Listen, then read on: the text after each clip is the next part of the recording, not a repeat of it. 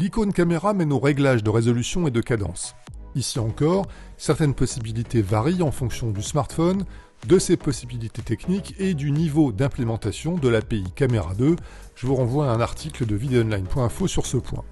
Sur mon Pocophone F2 Pro, j'ai accès au réglage d'enregistrement, résolution et cadence, puis au choix du codec, H264 ou HEVC avec la profondeur de couleur en option, le bitrate, la fréquence des images clés et plein d'autres choses à découvrir. Le principal, ce sont les réglages de résolution et de cadence qui sont présentés en deux catégories.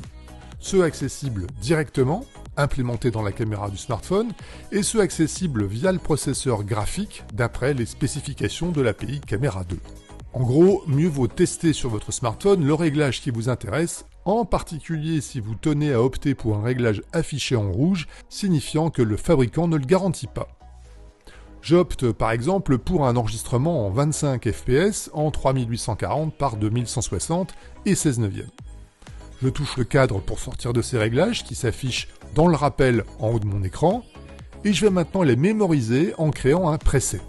Je touche pour cela l'icône de preset en haut à gauche, puis le plus pour créer un preset que je nomme 4K 25 fps. Ok, je l'enregistre et je n'oublie pas de toucher le preset créé pour l'appliquer. De la même façon, je vais maintenant créer un second preset en ouvrant les paramètres, en choisissant une fréquence de 30 fps et la résolution de 1920 par 1080 en 16 neuvième. Dans la fenêtre des presets ensuite, je touche le plus, je nomme mon preset 1080 30 fps, ok, je l'enregistre et je n'oublie pas de l'appliquer avant de tourner.